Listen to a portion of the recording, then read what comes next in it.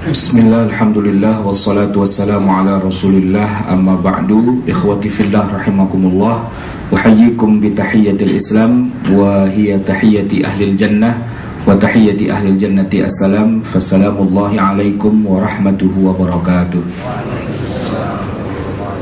Sebenarnya angkanya bukan hanya 10, pastinya lebih dari itu. Kenapa ditulis di sini 10 penyimpangan? Karena yang akan kita bahas mungkin hanya 10 saja. Selebihnya tidak kita bahas terkait dengan masalah waktu. Mungkin kalau mau diteruskan bisa 20, 30 dan seterusnya. Dan kenapa kita bicara tentang penyimpangan? Karena sebenarnya kita sudah punya hukum waris yang Allah tetapkan dalam Al-Quran dan Sunnah.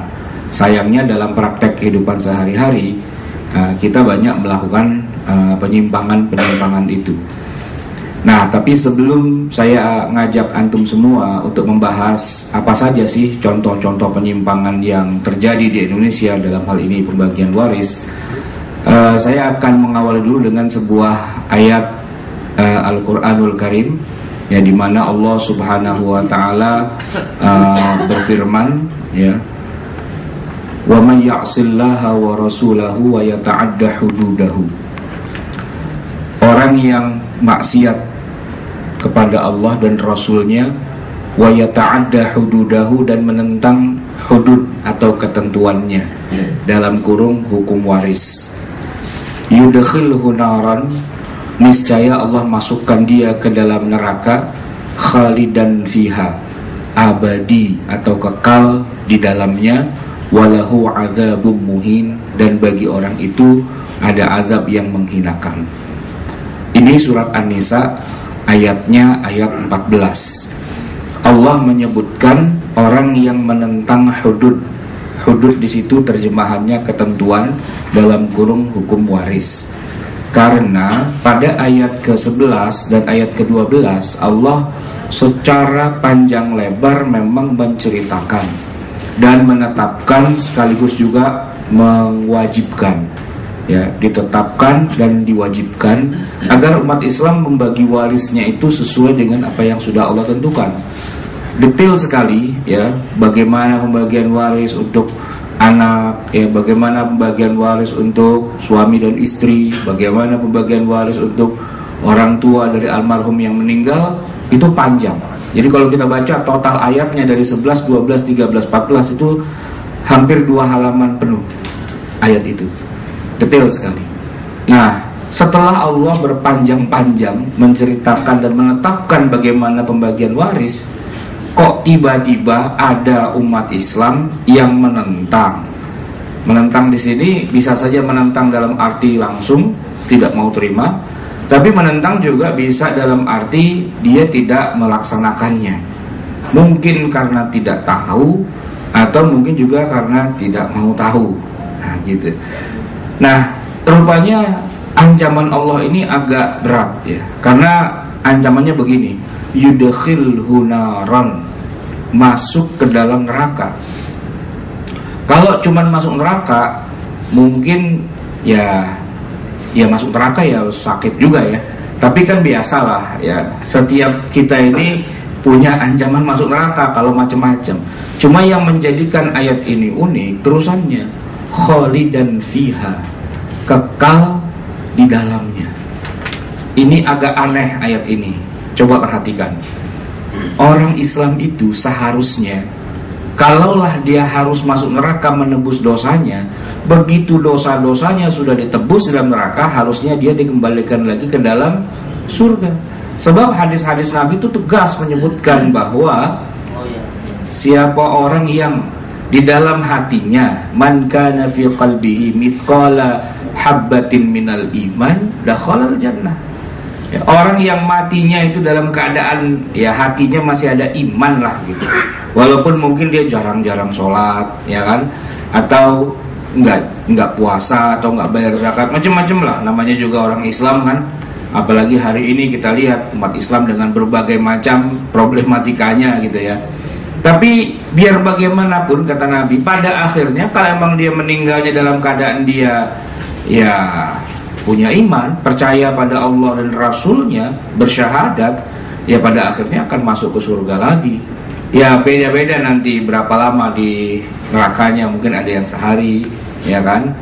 Sehari juga lama juga itu kan, karena sehari di sana seperti bertahun-tahun begitu ya. Atau mungkin ada yang setahun, ada yang 100 tahun, ada yang berjuta-juta tahun gitu. Tapi itu urusan masing-masing lah. Cuman yang kita agak bingung nih, kenapa Allah menyebutkan yudkhilhu naran khalidan, masuk ke dalam neraka itu abadi di dalamnya, nggak keluar-keluar lagi. Padahal setahu kita yang namanya orang mati masuk neraka nggak keluar-keluar lagi itu cuma buat orang kafir. Orang kafir itu ya mati masuk neraka. Dan bedanya dengan kita adalah kalau dia sudah masuk neraka dia nggak keluar-keluar lagi. Tapi kalau kita umat Islam belum masuk surga langsung, ya masuk neraka dulu, digecok, digebukin, diinjak-injak, apa dibakar atau dikuliti dan sebagainya lah. Tapi pada akhirnya masuk surga, gitu, ya kan? Nah kalau orang udah masuk surga duluan, nggak ada istilah udah masuk surga terus dikeluarin, ayo keluar neraka gantian sekarang gitu, nggak.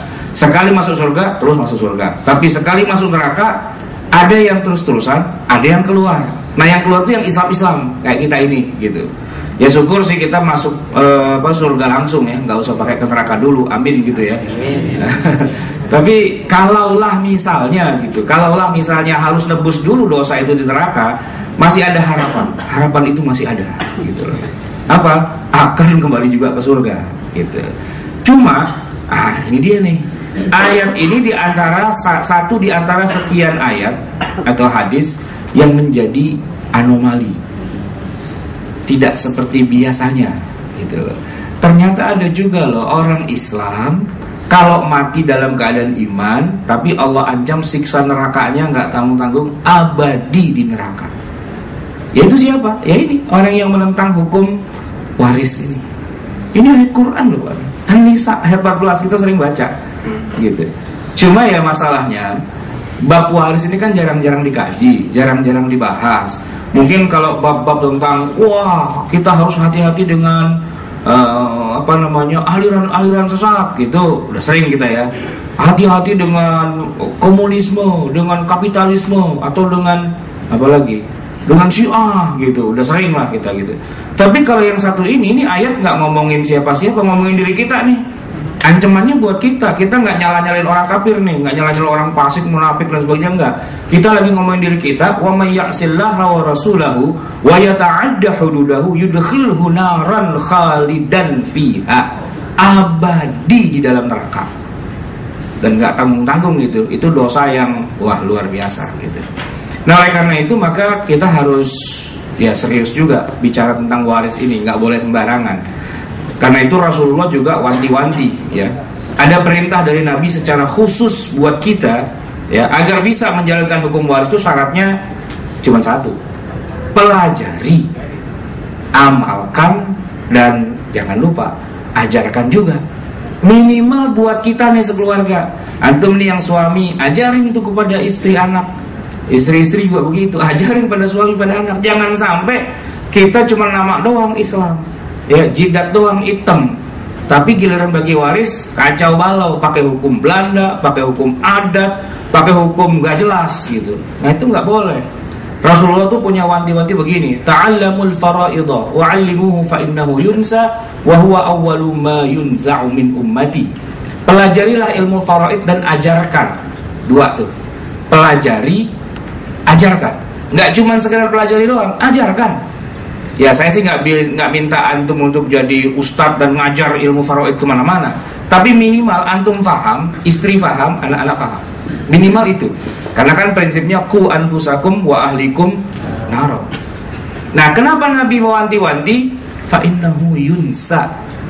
Ilmu faraid ini, ilmu bagi waris ini dilupakan. Yang melupakan tuh bukan orang kafir, bukan. Yang merupakan tuh kita umat Islam, ya kan? Padahal kata Nabi, fa innahu nisful ilm, itu adalah setengah dari ilmu. Wa huwa awwalu ma yunza'u min ummati.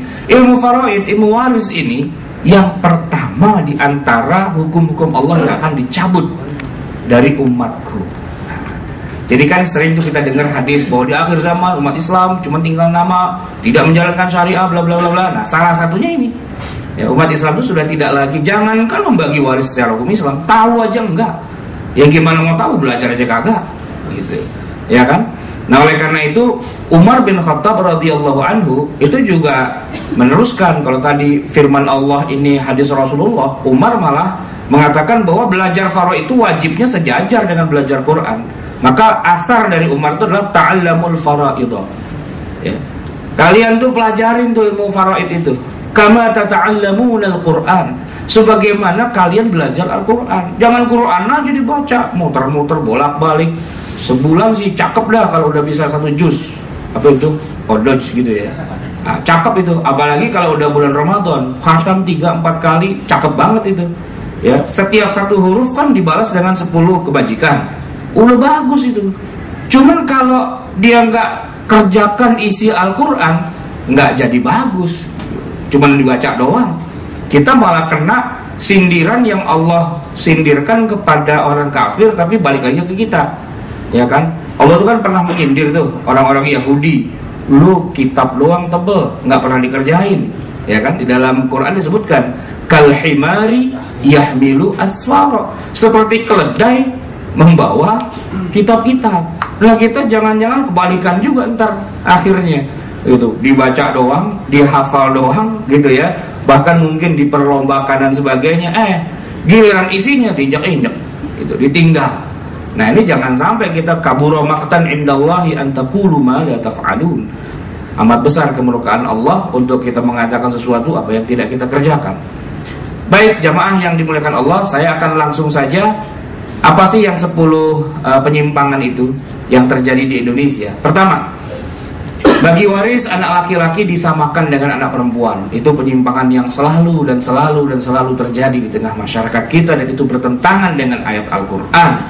Surat An-Nisa ayat 11 Allah membuka dengan kalimat yusikumullahu fi auladikum lidzakari mithlu hadzil untsayain. Ini Allah mensyariatkan loh, bahkan dengan istilah yusikum. Dari kata auso yusi itu berwasiat. Kalau sesuatu diwasiatkan itu penting biasanya, gitu.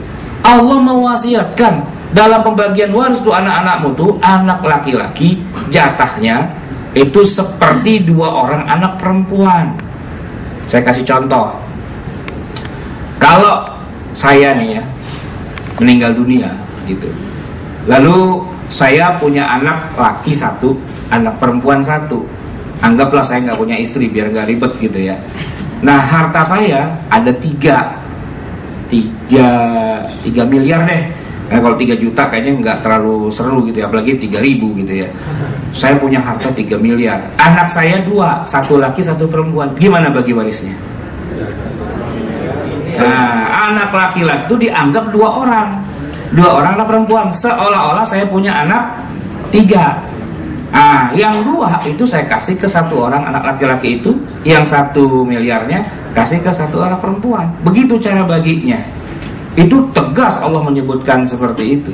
Tapi coba bayangkan di zaman sekarang, ada aja orang Islam, mohon maaf nih, kadang-kadang sudah haji loh ya. Kadang-kadang dia aktif dalam pengajian, kadang-kadang bahkan mungkin bukan orang yang sembarangan, ustazah gitu. Giliran bagi waris buat anaknya disamain gitu. Alasannya kayaknya kok kurang adil ya sama anak gitu. Seolah-olah dia mengatakan Allah itu tidak adil. Nah, ini kan kacau balau nih, ya kan? Nah, tetapi ada jalan keluar sih sebenarnya. Ini ilmu yang kalau orang ngerti fikih sih biasanya ada jalan keluar. Contohnya begini. Saya ini punya adik ya, ada 3 orang. Jadi kita 4 bersaudara, 2 laki 2 perempuan. Almarhumah ibu saya dulu waktu masih hidup itu pingin gitu ya, kalau anak-anaknya nanti meneruskan perjuangannya, mereka punya harta warisan, bukan warisan lah, pokoknya harta dari ibu kita itu kurang lebihnya sama. Tapi kan ada ayat begini nih, ya kan, nggak boleh dong disamaratakan gitu. Nah kemudian ibu saya punya sebuah cara gitu ya, sebelum beliau wafat, ketika beliau masih hidup, beliau menghibahkan beberapa hartanya gitu. Jadi karena kita orang Betawi, anak yang perempuan 2 tuh dikasih kontrakan gitu. Nggak gede, kontrakan petak aja sih ya. Kalau orang Betawi bilang itu namanya ATM gedor gitu. Tahu ATM gedor? Kalau ATM kan biasanya gitu kita pakai kartu, kita pencet pinnya keluar duit gitu kan. Ini nggak pakai kartu ya. Nggak pakai pencet pin, gedor-gedor aja gitu kan. Akhir bulan keluar tuh duitnya gitu. Nggak banyak sih, cuman 2 pintu doang. Satu anak tuh dapat 1 pintu, kontrakan petak gitu. Cuman di daerah Kuningan sini, jadi lumayan gede juga gitu ya. Kalau kontrakan petak di sono Sukabumi, sono lagi mungkin murah kali ya. Nah, waktu itu kita semua dikumpulkan anak-anaknya. Kata ibu saya, mumpung mama ini masih hidup ya, mama mau kasih tahu nih, itu ada kontrakan 2 mau kasih ke 2 orang anak perempuan gitu. Terus saya nyeletuk, kamu anak laki, tenang aja, warisan dapat 2 kali lipat gitu. Oh gitu, jadi ini nggak dikasih nih hibah nih, enggak gitu. Adik saya yang laki ada protes juga gitu. Oh gitu sih gitu loh. Ibu saya bilang, kontrakan punya siapa? Ya punya mama sih. Masalah buat lo? Ya enggak sih gitu. Ya udah. Jadi tuh rumah kontrakan 2 itu dikasih ke 2 orang anak perempuan. Kita yang laki nggak dikasih. Ya udah, nggak masalah karena memang punya dia. Kita mau bilang apa ya kan? Beliau masih hidup. Singkat cerita, setelah beliau wafat kita bagi-bagi waris. Itu rumah yang udah dihibahkan kan udah nggak perlu diutak-atik lagi karena udah jadi milik kan gitu. Nah, tapi saya anak laki-laki, saya dapat ya waris 2 kali lipat lah dari adik saya yang perempuan. Begitu juga adik saya yang laki-laki dapat 2 kali lipat. Setelah kita hitung-hitung ternyata jatuh-jatuhnya sama juga ya kayaknya ya. Pinter juga nih emak kita ya gitu. Itu boleh ya kan? Karena yang namanya waris itu beda dengan hibah. Kalau hibah waktu masih hidup dia boleh hibahin. Misalnya ini laptop nih, saya kasih ke antum, kasih aja terserah, mau saudara kek, mau ahli waris kek, mau siapa. Yang namanya pemilik dia boleh kasih ke siapa saja. Dia masih hidup kok. Tahu nggak masjid terbesar di dunia ketiga setelah Masjidil Haram Mekah dan Masjid Nabawi Madinah? Masjid apa? Jangan bilang Masjid Al-Aqsa, kecil tuh, kalah sama Masjid Istiqlal. Masjid terbesar ketiga di dunia itulah Masjid Ar-Rajhi yang adanya di pusat kota Riyadh, ibu kota kerajaan Saudi Arabia. Itu masih terbesar. Yang punya Bank Ar-Rajhi. Nah, itu orang saking kayanya, semua anaknya udah dibagiin haknya. Dan kemudian dia sebagian lagi hartanya diwakafin aja buat umat Islam. Dianya sendiri hidup miskin, ngemper di masjid yang dia wakafin itu. Kenapa? Udahlah, saya mau siap-siap menghadap Allah. Kalau bisa sih dalam keadaan miskin, gak punya apa-apa gitu. Itu yang namanya orang mau menghibahkan, urusan dia. Kalau nggak salah masuk majalah Forbes ya atau apa gitu. Wah, luar biasa tuh. Kita juga pengen juga sih ya. Nah, kita di Indonesia ini kadang-kadang suka main fait accompli aja gitu loh. Emang kalau mau bagi rata gampang, waktu masih hidup. Kalau masih hidup terserah, nggak masalah. Tapi kalau sudah wafat itu nggak bisa. Karena yang namanya orang meninggal, otomatis hartanya harus dibagi sesuai dengan hukum Islam, yaitu hukum waris. Dan dalam hal ini anak laki harus 2 kali lipat dari anak perempuan. Bagaimana kalau begini Ustaz? Itu anak laki dan perempuan pada kompak, begitu dibagi sesuai dengan syariat Islam. Setelah itu mereka punya kesepakatan, yang laki mau ngebagi yang perempuan, boleh nggak? Boleh nggak? Ya boleh-boleh aja, tapi jangan disaratin. Ya bagi-bagi aja dulu sesuai dengan syariat Islam. Setelah itu kalau emang nih yang laki pengen ngasih adiknya, saudaranya yang perempuan, kasih aja gitu loh. Ya kasih, itu judulnya apa namanya, sedekah atau infak. Ya kalau apalagi kalau memang tuh daripada ntar jadi berantem dan sebagainya, demi kemaslahatan silahkan saja. Tapi jalankan dulu syariat Islamnya. Setelah itu baru kemudian silahkan cincai-cincai gitu kan. Ya yang mau bagi, yang nggak mau bagi ya nggak masalah gitu. Yang perempuan nggak boleh nuntut gitu. Katanya mau bagi, setelah dibagi waris ternyata saya nggak dibagi. Bohong aja tuh. Udahlah pakai hukum. Nah, pakai hukum adat atau pakai hukum barat itu jadi kacau balau. Nah yang kedua, ini sering terjadi juga bagi waris sejak masih hidup ya. Kalau tadi yang saya ceritakan ibu saya itu bukan bagi waris, itu menghibahkan. Kalau yang namanya menghibahkan silahkan saja, tapi ada syaratnya. Apa? Kalau sudah dihibahkan berarti harta itu sudah jadi milik yang dihibahkan. Nanti kalau ada bagi-bagi waris, harta itu nggak usah dihitung lagi. Artinya emak kita nih, kalau kita waktu masih hidup udah dikasih rumah tuh ya, ya emak kita saat itu udah gak punya rumah berarti. gitu. Ada masih keluarga saya, masih encing saya kata orang Betawi itu ya. Saya ceritain begini, tadinya dia mau bagi-bagi tuh rumah ke anak-anaknya. Saya bilang, "Tar dulu Cing, hati-hati. Begitu dihibahkan, itu rumah udah bukan milik encing lagi. Terus jadi milik siapa? Ya milik anak-anak gitu loh." Terus saya gimana dong? Ya kalau emang anaknya kurang ajar, encing bisa ditendang tuh. Sana lagi, ngapain di sini, kan udah jadi milik saya gitu loh. Oh gitu ya, nggak jadi deh katanya. Ya iya, hati-hati jangan hibah-hibahin aja. Apalagi menghibahkan cuman sepihak. Mestinya kalau mau menghibahkan itu kumpulin dulu semua calon ahli waris. Ya kayak tadi ibu saya tuh kan kumpulin gitu loh. Kalau mau ada yang protes lah di situ. Paling dijawab, masalah buat lo kan begitu. Nah, jangan sampai dia meninggalkan buang waktu. Gitu. Dia menghibahkan kepada satu orang tapi diam-diam. Yang lain kan nggak tahu-tahuan. Ya, begitu dia meninggal, nah anak yang merasa dihibahkan tuh pas mau bagi waris baru bilang, ini ada wasiat, ya kan? Waktu itu sebelum meninggal emak kita bilang bahwa rumah ini jadi milik saya gitu. Yang lain nggak terima, mana buktinya, mana saksinya, kapan ngomongnya? Ada waktu itu saksinya Allah, ya nggak bisa lah. Saksinya Allah, ya nggak bisa. Nah makanya ini orang tua mesti ngerti juga. Kita ini semua juga bakal jadi orang tua ya. Walaupun sekarang belum kaya, tapi suatu ketika nanti saya sumpahin pada kaya gitu ya. Tapi itu hati-hati tuh, jangan main bagi-bagi gitu aja. Kecuali semua dikumpulin kasih tahu. Bahkan kalau nilainya besar itu undanglah notaris dan sebagainya, saksi ya dari keluarga dan sebagainya. Kalau mau menghibahkan sesuatu ketika masih hidup. Tapi jangan dibagi waris ketika masih hidup. Ya, kalau bagi waris masih hidup tuh ya keliru juga gitu loh.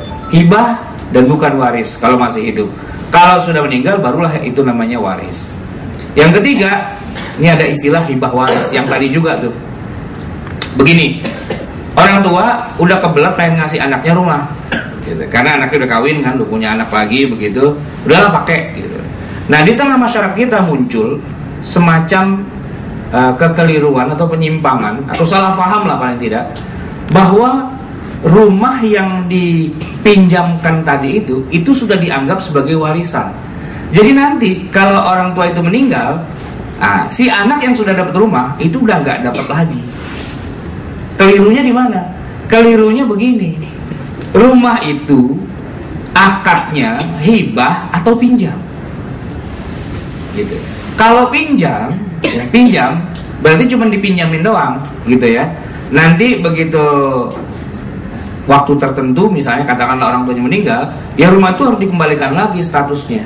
Nah, dioplos ulang, dibagi. Apakah dia berhak atas rumah itu atau kelebihan atau kekurangan nilainya dihitung ulang gitu. Nah, itu yang namanya waris gitu. Dimana tadinya rumahnya cuma hanya dipinjamkan saja gitu, tidak dihibahkan. Tapi kalau rumah itu akadnya memang hibah, ya pada saat dihibahkan, ini saya punya mos nih, kalau saya bilang saya hibahkan pada antum, ya antum ambil nih mos, mau dipakai, mau dikasih orang, mau dijual, mau direndes truk, terserah, karena sudah jadi milik kan begitu. Nah kalau dihibahkan, maka anak yang sudah terima harta hibah itu tetap akan mendapatkan pembagian waris di luar dari rumah yang tadi dua sudah dapat dari hibah, karena hibah gitu. Nah masalahnya kita di Indonesia ini nggak bisa bedakan antara hibah dengan waris. Yang sering terjadi adalah anak yang udah dapat rumah, ya udah tuh berarti milik ente ya gitu. Misalnya anak 4, 3 udah nikah, 3 tuh dikasih rumah masing-masing. Begitu mau bagi waris, kata anak bontot, abang-abang kan udah pada dapat rumah, udah gugur haknya, tinggal saya doang. Nah, sisanya ternyata masih banyak kan, dikuasain sama anak paling kecil. Itu nggak bisa gitu. Maka waktu dulu ngasih itu harus jelas akadnya hibah atau dipinjamkan saja gitu. Kalau warisan nggak boleh. Kenapa? Karena kalau warisan kan belum meninggal. Nah, kalau udah meninggal baru dibagi waris. Yang berikutnya lagi yang sering kejadian adalah ini antum penting nih. Harta bersama antara suami dengan istri. Ini kasus yang paling banyak terjadi karena kita menganut sistem keluarga model orang barat ya, orang barat tuh begini. Setiap laki-laki dan perempuan kalau mereka menyatakan menikah, berarti otomatis harta yang mereka miliki itu menjadi harta bersama. Otomatis ya, contohnya ada janda kaya raya, punya duit 5 miliar, kawin sama perjaka, nggak punya apa-apa, modalnya dengkul doang 2 biji gitu. Ya kan? Begitu mereka nikah, uang 5 miliar milik si janda ini otomatis juga sekaligus menjadi milik suaminya. Seminggu nikah kalau mereka cerai, itu harta bagi 2. Iya, harta bagi 2 tuh. Itu yang namanya harta gonogini. Kita impor copy paste langsung bulat-bulat dari Belanda, hukum itu dari Barat. Saya tahu persis bahwa orang Barat sebenarnya nggak suka dengan cara bagi seperti ini. Oleh karena itu mereka untuk menghindarinya bukan menghapus hukumnya, tapi malah tidak mau masuk ke dalam lembaga pernikahan. Kenapa orang Barat pada nggak mau nikah? Salah satunya nggak mau ribet dengan urusan harta. Sebab kalau begitu mereka nikah, harta mereka jadi dioplos jadi satu, terus dibagi sama rata. Itu rugi bandar banget itu. Ya contohnya ya tadi yang saya sebutkan. Misalnya kita nih yang laki-laki, duit banyak, tanah banyak, harta banyak, nikah gitu. Begitu seminggu si bini bawa urusan ke pengadilan, bilanglah dia gak suka ini itu dan sebagainya, cerai. Urusan gono gini itu separuh harta suami itu otomatis jadi milik istri. Ya suaminya tinggal bingung aja gitu kan. Nah, lembaga pernikahan itu membuat dia kehilangan banyak harta gitu. Nah dalam Islam tidak begitu. Dalam Islam harta suami adalah harta suami, tidak otomatis jadi harta istrinya, kecuali kalau suami memang punya kewajiban memberi harta itu dalam bentuk mahar misalnya. Dan alhamdulillah kalau di Indonesia maharnya murah, seperangkat alat sholat. Nah itu kalau udah ngasih seperangkat alat sholat, udah nggak boleh diminta lagi, itu udah jadi hak istri sepenuhnya gitu kan. Nah, udah nggak bisa diminta lagi. Nah beda kalau saudara-saudara kita di Timur Tengah misalnya, atau nggak usah jauh-jauh dah, Rasulullah gitu ya. Ada yang tahu nggak maharnya Rasulullah kepada Khadijah itu apa? Unta kan? Berapa banyak? 64. Saya tuh coba cari gitu ya, banyak juga versinya tuh. Memang rata-rata unta, cuman angkanya yang beda-beda. Ada yang 100, antum bilang tadi 64, ada juga yang bilang 10. Saya coba pakai yang konservatif lah ya, misalnya 10 gitu. Misalnya aja gitu ya, kita nggak tahu juga kan, waktu itu kan kita belum lahir. Nah, anggaplah 10 ekor unta. Berapa sih harga unta? 20. Nggak ada yang tahu di antara kita, soalnya nggak ada yang jualan unta di sini kan. Tapi kalau kita bikin ancer-ancer, onta pastinya lebih mahal dari sapi lah ya. Sapi itu kira-kira berapa di Indonesia? 10-15, anggap begitu ya. Wajar nggak kalau kita bilang satu ekor onta misalnya 20 juta gitu ya? Misalnya aja. Berarti kan kalau 10 ekor berapa? 200 juta kan? Itu mahar seorang Muhammad yang usianya 25 tahun menikahi seorang Khadijah yang usianya 40 tahun. Gede kan? Gede. Nah, onta itu 10 ekor tuh otomatis langsung menjadi milik Khadijah gitu loh. Ya alhamdulillah kita tidak tinggal di negara Arab ya. Jadi dengan seperangkat alat sholat saja, dan banyak para wanita juga nggak tahu bahwa dia sebenarnya punya hak juga untuk bilang segini sebenarnya punya. Cuman karena budaya kita ya, kebiasaan kita itu yang murah-murah saja. Bahkan kemarin teman saya nikah tuh dengan mushaf gitu loh, dengan mushaf Al-Quran ya, yang masih ada tulisannya wakaf dari kerajaan Saudi Arabia. Kagak modal dong itu. Ya abis istri saya mau katanya, ya sudah. Bahkan lebih parah lagi, sepupu saya ini bener-bener gitu. Mushaf bukan mushaf dia, Quran juga, tapi membacakan ayat Quran gitu loh. Surat apa? Surat Yasin gitu. Dengan hafal sih gitu. Memang begitu akad nikah langsung dibayar itu. Cuman istrinya bilang, "Emang lu kata gue orang meninggal lu bacain Yasin?" gitu. Apa kayak gitu. Tapi karena mereka udah sepakat, ya udah dibacain Yasin gitu. Nah, kalau suami punya harta itu dikasih ke istrinya, barulah itu jadi hak milik istrinya. Tapi kalau nggak dikasih, ya tetap hak milik suami. Saya nih beli kulkas di rumah, gitu kan, atau beli TV, ya kalau nggak saya berikan pada istri saya, otomatis tetap masih milik saya. Istri saya cuman boleh numpang doang di situ, gitu kan, boleh nonton TV, ya. Silahkanlah kalau mau nonton izin sama saya, Mas, saya mau nonton TV boleh nggak? Boleh, setengah jam aja ya. Iya. Maka kalau istri saya tuh pinter, begitu saya pulang bawa TV dia tanya, ini TV siapa Mas gitu? Ya TV saya gitu. Buat saya aja deh katanya. oh ya oke lah, mumpung ini ulang tahunmu, ini aku hadiahkan untuk istriku tercinta gitu kan. Terima kasih mas, terima kasih gitu kan gitu. Terus dia tulis di buku apa, catatan gitu, inventarisasi keluarga, televisi mama gitu kan, tanggal sekian dia tulis gitu. Saya bilang bagus juga sih, administrasinya bagus ya. Iya, biar jelas manajemennya, dia bilang gitu kan.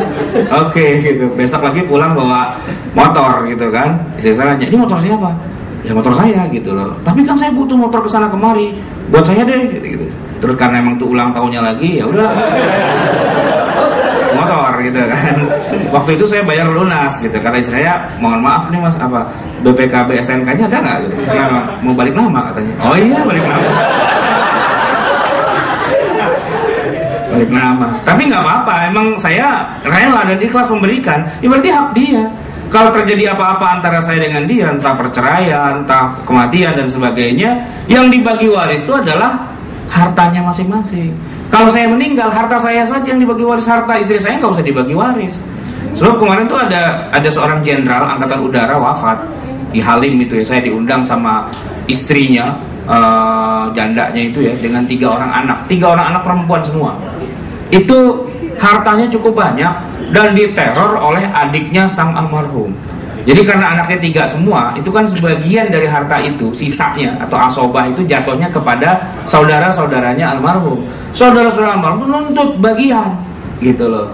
Kata istri almarhum, ya jandanya itu dengan 3 anak, saya sih bukan nggak mau ngasih, cuman begini, semua harta yang dituntut itu macam-macam, ada tanah, rumah, kapling, bahkan ada kolam pancing dan sebagainya gitu. Itu bukan punya suami saya, itu punya saya, gitu loh.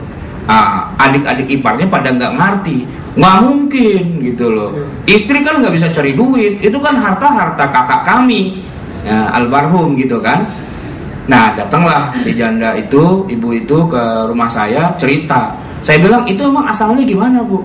Memang sih duitnya duit suami saya, tapi setiap kali suami saya membelikan, itu judulnya dia kasih hadiah ke saya, hibah. Buktinya apa? Saya bilang, buktinya ini surat tanahnya semua atas nama saya. Saya lihat kan, iya benar, ini suratnya Pak Ustadz. Ya, jadi ini suami istri emang romantisnya beda-beda ya. Setiap kali ngomong apa itu pakai tulisan surat gitu loh. Istriku tercinta, ini hadiah ulang tahunku gitu, ulang tahun untukmu gitu kan. Sebidang tanah seluas 10 hektar gitu misalnya ditulis.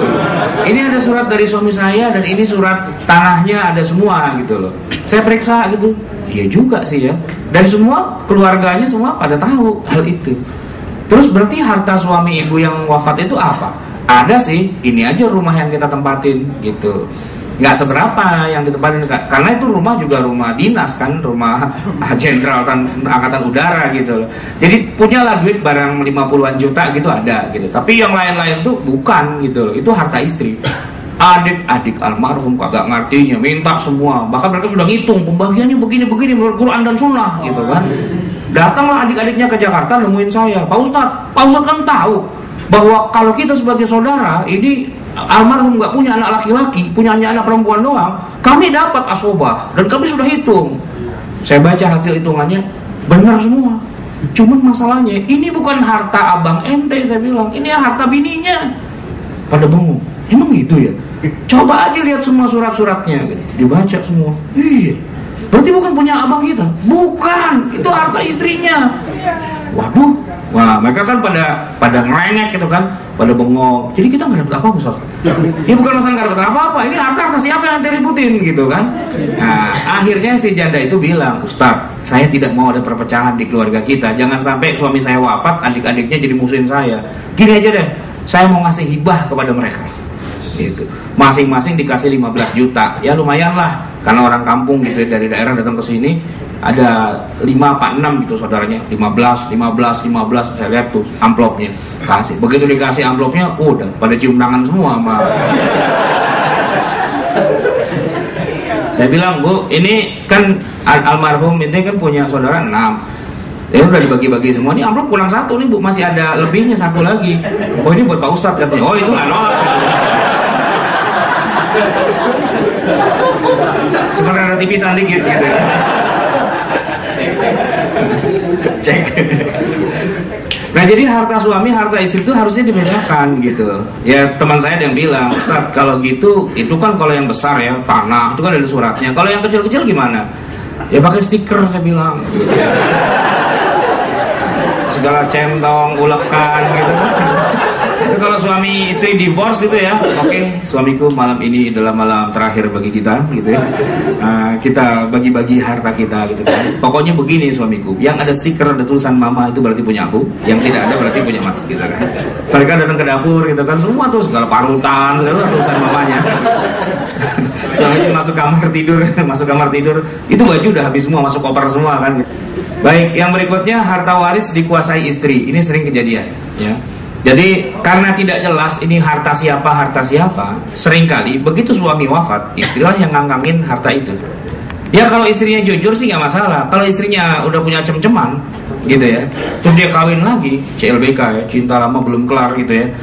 Ya berarti kan dia kawin sama laki-laki lain yang mana harta itu sebenarnya harta dari suaminya yang sebelumnya. Yang kasihan tuh anak-anaknya. Makanya suka ada cerita ibu tiri hanya cinta gitu kan, ratapan anak tiri lah seperti itu. Itu karena nggak jelas harta suami, harta istri, dan itu sering kejadian. Ya, suami punya istri, istrinya wafat. Padahal istri juga punya harta. Karena nggak jelas pembagiannya, harta istrinya diambil semua oleh si suami. Bisa juga kan kebalikannya begitu. Nah ini yang harus kita pastikan. Sebab apa? Sebenarnya ketika seorang istri kehilangan suami, dia memang punya hak waris dari harta suaminya. Ya kan, tetapi tidak seluruh harta suami menjadi milik istrinya. Istri itu cuma dapat 1/8. Kalau suaminya meninggalkan harta 8 miliar, istrinya cuma 1 miliar.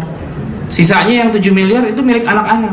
Karena anak-anaknya masih pada kecil-kecil, belum bisa pegang duit, nggak apa-apa lah si istri itu atau ibu anak-anak itu menjaganya sebagai amanah gitu. Mungkin ada keperluan anak-anak di masa kecil kan, ada yang butuh sekolah, ada yang butuh makan, butuh babysitter apa segala macam gitu. Keluarkan nggak apa-apa, asalkan ada bondnya gitu. Nanti kalau anak-anak itu pada besar gitu kan, pasti mereka tahu kan, dulu ayah itu kan punya warisan, mana mah warisannya gitu. Warisannya ada, tenang aja, tapi kan kalian dulu dibesarkan oleh mama, itu kan butuh dana juga. Nih bon, baca sendiri itu semua. Nah, gitu. Oh, ini sekolah di sini, ini di sini. Nah, terus sisanya mana? Sisanya itu tinggal sepeda roda 3 1. Gitu. Nah, jadi jelas. Karena apa? Itu harta anak yatim. Nah, yang sering kejadian antara harta suami dengan harta istri nggak jelas. Begitu suaminya wafat, istrinya lah yang kemudian ngangkangin sendirian. Anak-anak nggak dapat.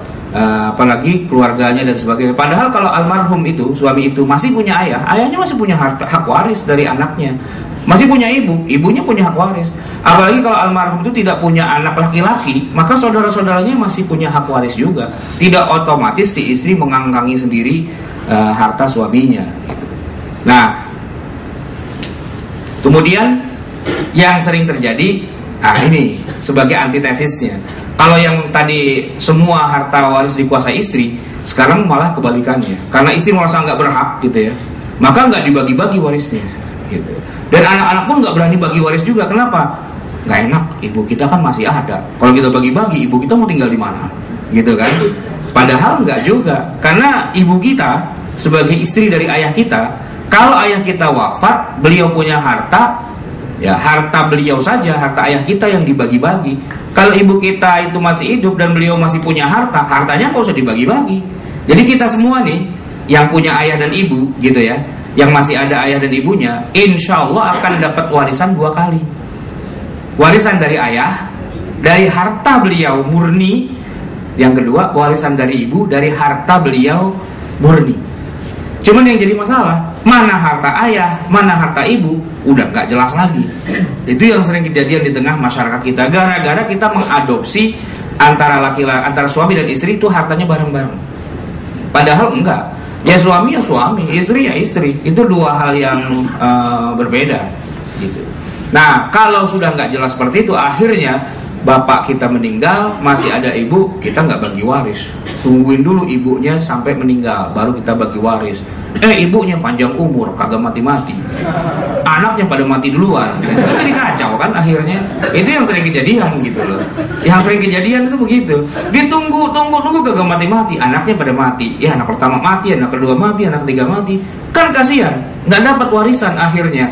Anak dari anak yang dia meninggal itu nggak dapat warisan itu. Maka walaupun bukan harus segera langsung bagi waris begitu habis nguburin, yuk bagi waris, nggak begitu juga ya. Tapi harus segera ditetapkan, walaupun tidak harus dijual harta itu, gitu. Tapi ketahuan masing-masing dapat berapanya itu ketahuan. Dari paling tidak nilai saham, prosentasenya itu berapa ketahuan. Nah ini yang penting untuk kita ketahui. Terus yang penyimpangan lainnya, ngomong jam berapa tuh? Udah jam 1 ya. Terusin gak nih? Saya terusin gini aja ya, nggak usah panjang-panjang ya. Bukan ahli waris, dia menuntut warisan. Ini paling sering juga ya. Jadi kan begini, kalau saya punya istri, nah istri saya ini punya orang tua, orang kaya gitu. Itu kalau mertua saya itu meninggal, yang dapat warisan itu kan istri saya doang. Saya sebagai mantu kan nggak dapat gitu. Tapi dalam kehidupan kita sehari-hari, biasanya malah mantu yang pada ribut gitu loh. Yang bukan ahli waris malah paling ribut gitu. Padahal harusnya yang dapat warisan hanya anak yang bersangkutan saja. Itu contoh ya, mantu dia ribut padahal dia bukan ahli waris. Anak tiri misalnya, iya sih anak tiri itu kadang-kadang suka lebih disayang oleh orang tua. Tapi biar bagaimanapun yang namanya anak tiri itu bukan anak kandung. Yang dapat warisan hanya anak kandung saja. Anak tiri mah nggak dapat. Anak pungut itu nggak dapat. Apalagi mantan, udah nggak dapat gitu loh. Mantan suami, mantan istri. Kalau mantan anak kan nggak ada ya. Gitu, kecuali kalau dia murtad keluar dari Islam memang nggak dapat gitu loh. Tapi kalau mantan suami, mantan istri, begitu sudah cerai dan sudah habis masa iddahnya, itu mantan suami atau mantan istri nggak bisa, mana bagian waris gua gitu, nggak bisa. Kenapa? Sudah bukan suami, sudah bukan istri.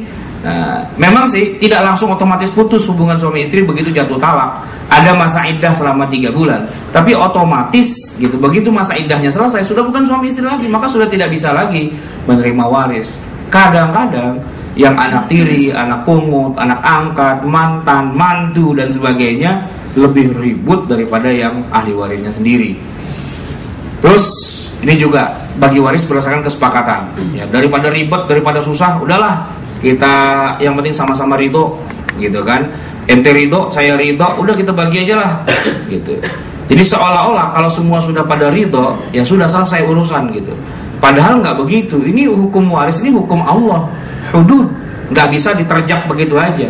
Saya kasih perbandingan begini, laki-laki hidung belang kalau dia lagi jajan ya kan, ketika dia bayar kepada perempuan jalang itu ya, duitnya itu dia kasih kepada si perempuan itu dengan rasa ridho itu, karena sudah mendapatkan kepuasan, kenikmatan. Dan si si perempuan pelacurnya juga ketika nerima juga dia dengan rasa ridho gitu loh. Makanya dia bilang makasih ya, sama-sama, kan begitu. Apakah kalau kedua belah ridho lantas Allah juga ridho mereka berzina? Kan enggak. Rentenir itu pasti ridho lah karena dia dapat untung kan. Orang yang terpaksa harus bayar rentenir, ya kalau kita tanya sih ridho nggak ridho, tapi akhirnya ridho juga. Kenapa? Daripada nggak ada, mau minjem sono nggak ada jaminan, udah ada rentenir gitu. Tapi apakah kalau rentenir dan korbannya sama-sama ridho, Allah langsung ridho juga? Kan enggak. Nah begitu juga dengan masalah bagi waris, tidak otomatis sama-sama ridho, lantas kemudian Allah jadi ridho. Buat apa Allah panjang-panjang menceritakan tentang bagaimana pembagian waris, ternyata tidak dikerjakan juga. Berdasarkan ketentuan adat ya, atau juga ahli waris pengganti, ini juga ada kasus gitu ya. Orangnya udah meninggal, anaknya yang naik jadi penggantinya. Nah itu sebenarnya tidak dibenarkan dalam syariat Islam. Baik, sampai di sini semoga bermanfaat. Mungkin ada hal-hal yang ditanyakan nanti setelah ini, silahkan pada maju ke depan. Saya akhiri dulu, wabillahi taufiq wal hidayah, wal afu minkum, wassalamualaikum warahmatullahi wabarakatuh.